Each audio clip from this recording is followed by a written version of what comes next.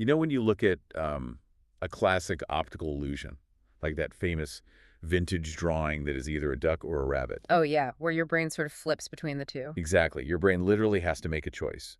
You can see the duck, or you can shift your focus and see the rabbit. But because of the way our visual cortex works, you cannot process both images at the exact same time. Right. It just won't work. Yeah, your mind just, it cannot handle the ambiguity. Mm. So it forces a single coherent narrative.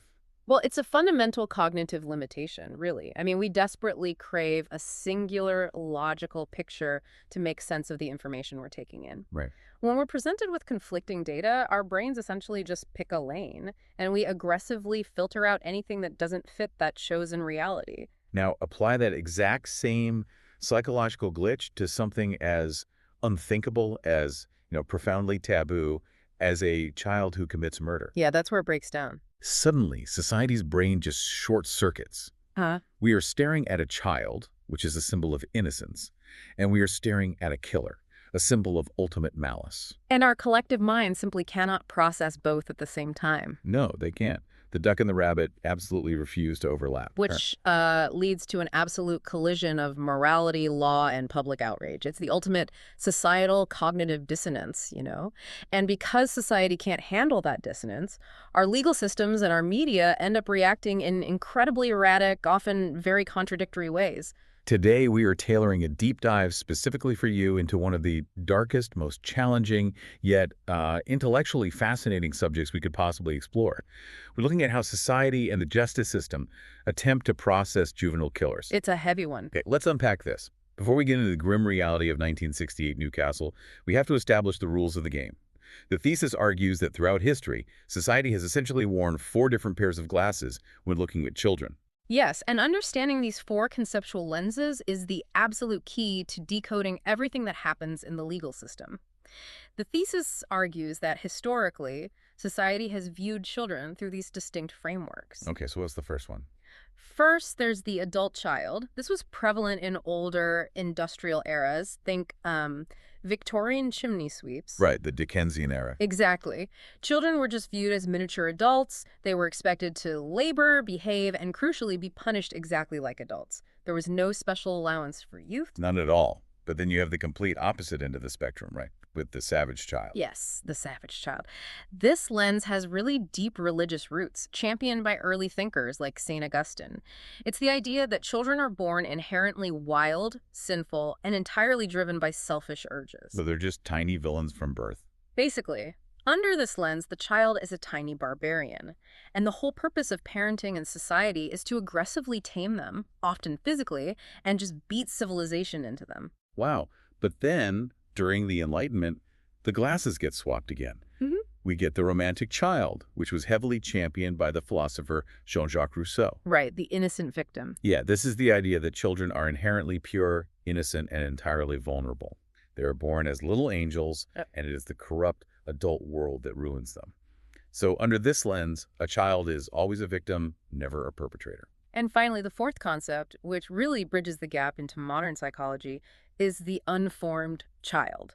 This is intrinsically linked to John Locke's idea of the tabula rasa. The blank slate. The blank slate, exactly. It means a child is morally neutral at birth. They aren't inherently sinful savages, and they aren't inherently pure angels.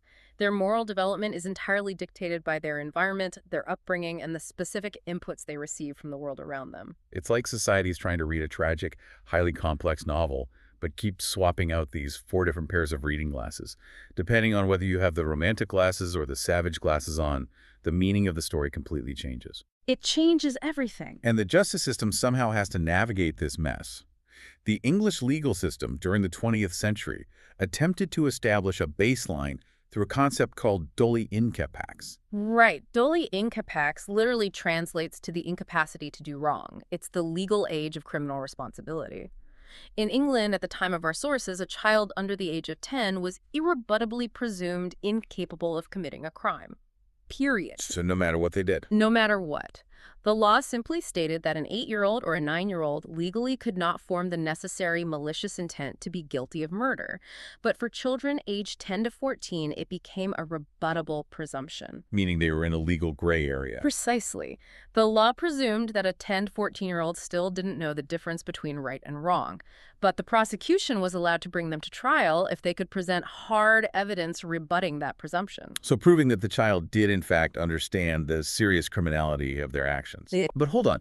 If we are looking at this through Locke's unformed child lens, this accepted psychological idea that kids are blank slates entirely molded by their environment, how does a legal system rationally hold an 11-year-old completely responsible for understanding complex morality? It's a huge contradiction. Right. I mean, if a kid grows up in a nightmare, soaking up trauma every single day, aren't we essentially punishing the blank slate for what the adults carved into it? What's fascinating here is that tension you just identified is the absolute beating heart of the thesis.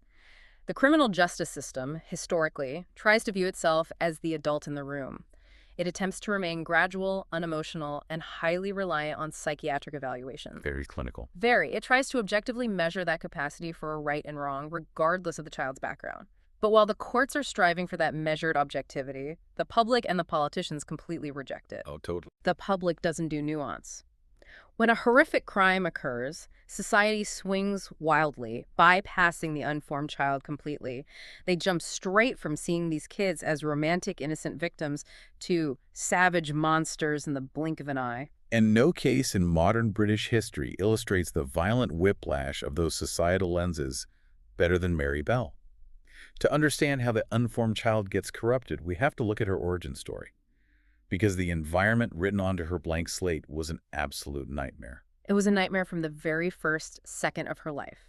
Mary was born in 1957 in Newcastle upon Tyne. Her mother, Betty, was a local prostitute with a history of severe instability. Yeah. The sources detail a chilling moment right after Mary's birth. When the hospital nurses tried to hand the newborn baby to Betty, she violently rejected her, screaming, "Take the thing away from me." She didn't even refer to her as a child, just a thing. There's a thing. And the abuse only escalated from there. The neglect and physical abuse were relentless. Betty literally dropped Mary from a first-floor window when she was just a toddler. Oh. She intentionally gave the young girl sleeping pills.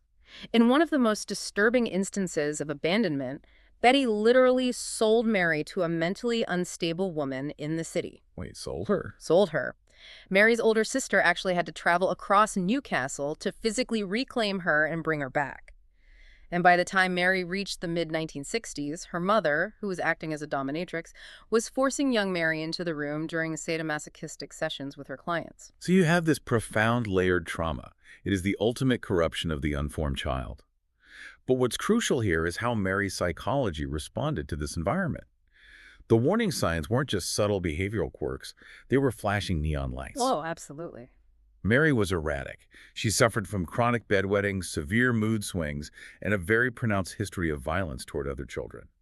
Her classmates and teachers noticed that right before she attacked someone, she would completely detach and form this terrifying steely gaze. Yeah, that gaze is so important. On one specific occasion, she tackled a young girl and literally tried to block her trachea by pouring sand down her throat. Psychologically speaking, she was exhibiting severe textbook red flags for psychopathy and profound antisocial personality disorder.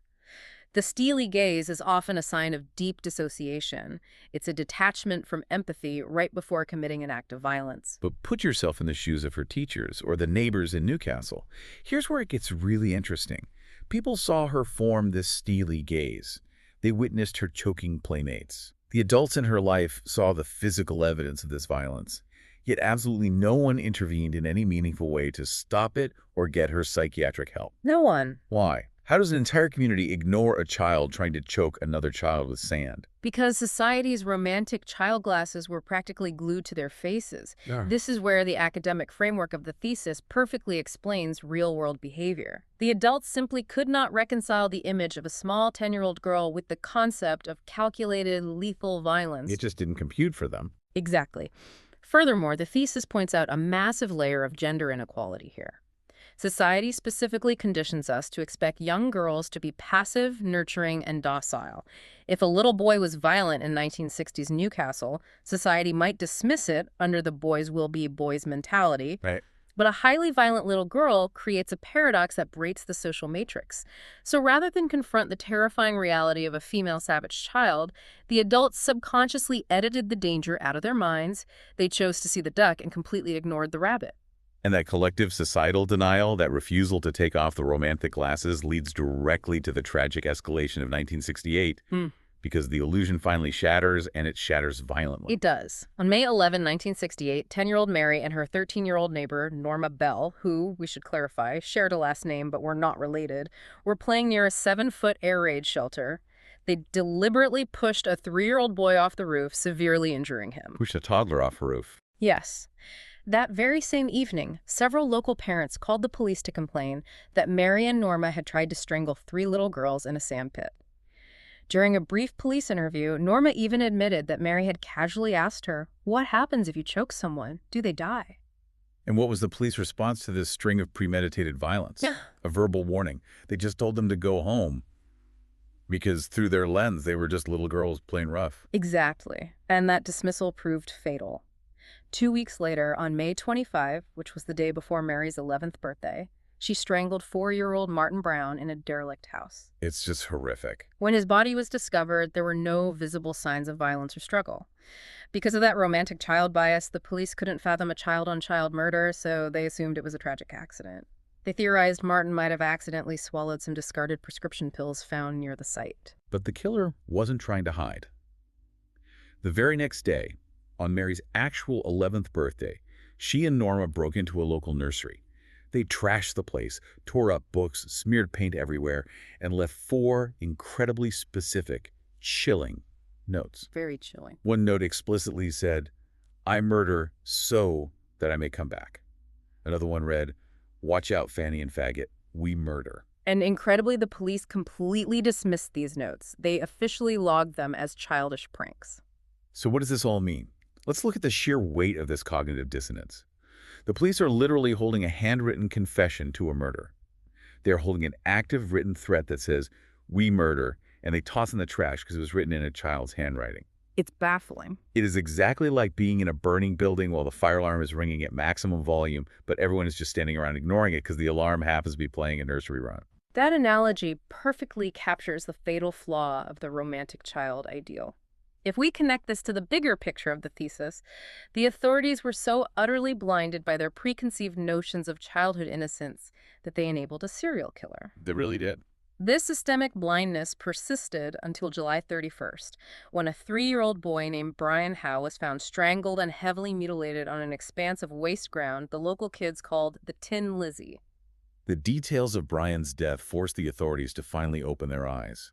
His hair had been violently hacked off, his genitals were mutilated, and a crude letter M was carved into his stomach with a broken pair of scissors. Just brutal. But it was the coroner who made the observation that shattered the illusion. The force used to strangle Brian was described as feeble.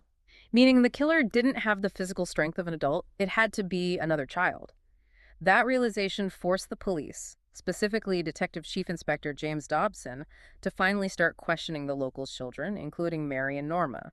And Mary ultimately gave herself away during questioning by casually mentioning that she had seen a local boy playing with a pair of broken scissors. Right, which was a huge mistake on her part. Because DCI Dobson knew that the broken scissors were a strict holdback detail.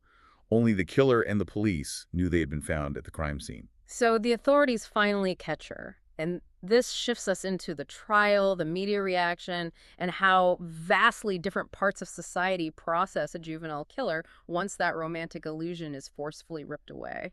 Because Mary's reaction to being caught is deeply unsettling.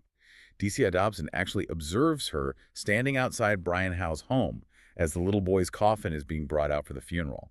And Mary is standing there laughing. She is visibly rubbing her hands together in excitement. Yeah, she showed absolutely no remorse. When she is formally taken into custody and charged with murder, her response to the police is a cold, "That's all right by me." Norma, on the other hand, immediately breaks down and bursts into tears. Completely different reactions. The psychiatric evaluations conducted prior to the trial revealed a stark contrast between the two girls. Norma was found to be intellectually delayed, highly submissive, with an emotional and mental age of about 8. Mary, conversely, was found to be highly intelligent, incredibly cunning, and was officially diagnosed with a psychopathic personality disorder. So they go to trial at the Newcastle Assizes in December 1968. And here is where the reality of the legal system clashes with the academic theory. The thesis argues that the court is designed to be this measured, objective, unemotional space. That's the ideal. But on the very first day of the trial, the presiding judge makes a stunning decision. He officially waives the girl's anonymity.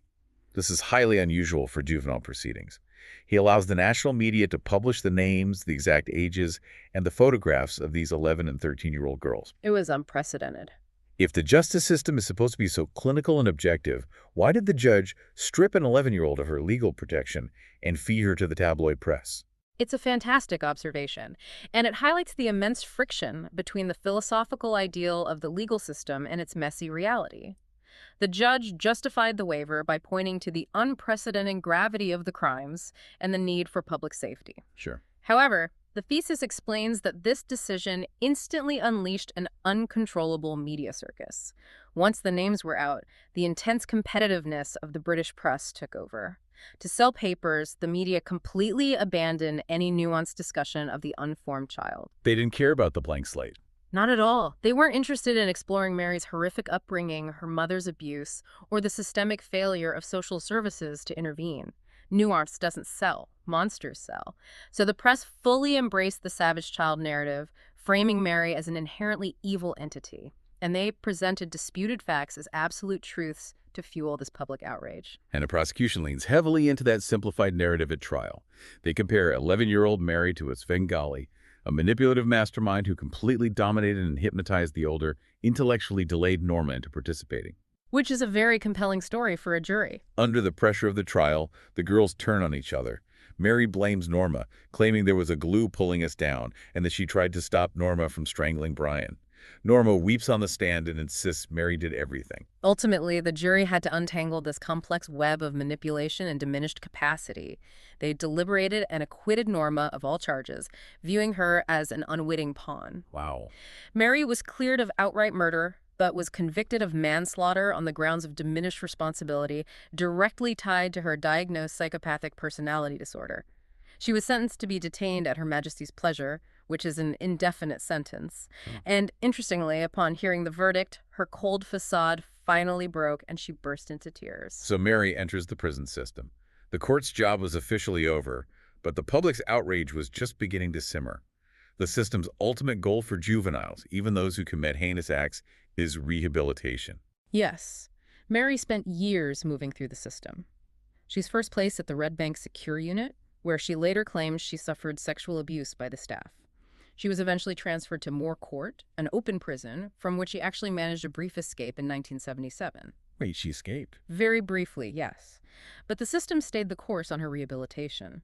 In 1980, at the age of 23, Mary Bell was deemed rehabilitated and released back into society. Just 23 years old. She was granted lifelong anonymity and given a completely new identity to start over. 4 years later, she successfully assimilated into society and had a daughter of her own. I want to turn this directly to you, the listener, for a second. Think about everything we just discussed. What stands out to you the most here? Is it the fact that someone who committed such chilling, calculating crimes was released at 23 to quietly walk among us? Or is it the sheer explosive level of public fury that erupted decades later? The fury was immense. Because the public never forgot.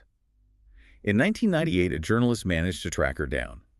It was revealed that Mary had collaborated with the renowned author Gittes Sereni on a book called Cries Unheard, which detailed her abusive early life and her crimes. And for her participation, Mary was paid £15,000. The reaction was instantaneous and explosive. The tabloid press and the British public went absolutely ballistic.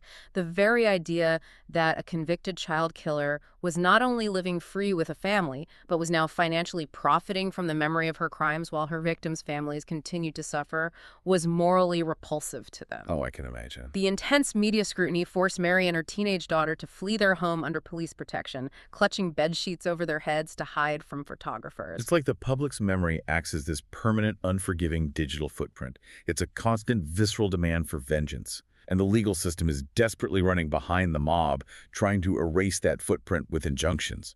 because the courts had to step in again. They did. In 2003, Mary won a landmark high court battle that granted lifelong, unbreakable anonymity not just to her, but to her daughter and eventually her granddaughter. It's a legal precedent, now colloquially known in the UK as a Mary Bell order. This raises an important question about the evolution of society's lenses, and it's one the thesis tackles head-on as it analyzes the late 20th century. By the 1990s, the public, the press, and the politicians became incredibly emotional, punitive, and erratic regarding juvenile crime. It just got worse over time. Much worse. The thesis marks the 1993 Thompson and Venables case, where two 10-year-old boys murdered toddler James Bulger as the ultimate tipping point.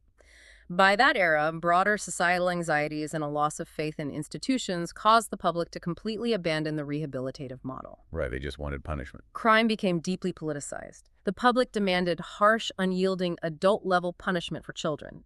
As the thesis observes, society permanently locked its collective lens onto the savage child, viewing rehabilitation not as a psychological necessity, but as a moral weakness. So, to wrap up our deep dive today, when you combine the meticulous historical rigor of the University of Kent thesis with the harrowing reality of the Mary Bell case, it reveals a profound and uncomfortable truth.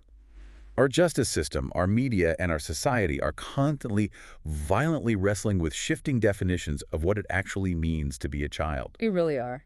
We desperately want childhood to be a simple, binary state. We want it to be innocent or evil. We want it to be the duck or the rabbit. But human psychology, especially deeply damaged human psychology, doesn't fit into neat optical illusions. Mary Bell was undeniably a victim of unimaginable, horrific abuse, the ultimate unformed child corrupted by her environment. But she was also a cunning, calculating perpetrator who ended two innocent lives. And that leaves us with a chilling thought to end on today. If our society stubbornly clings to the romantic child ideal, this absolute, uncompromising insistence on the inherent, unbreakable innocence of youth, are we actually doing children a massive disservice? It's a scary thought. By flat-out refusing to believe a 10-year-old is capable of profound darkness, we might just be plugging our ears to the desperate cries for psychiatric help from deeply traumatized kids. By ignoring the steely gazes and the violent warning signs because they don't fit our comforting narrative, we ultimately leave society completely defenseless against the very tragedies we claim are unimaginable. Because if we continually refuse to see the monster, we lose any chance to save the child before it's too late. Keep questioning the narratives around you, especially the ones that feel the most comfortable. We'll see you next time.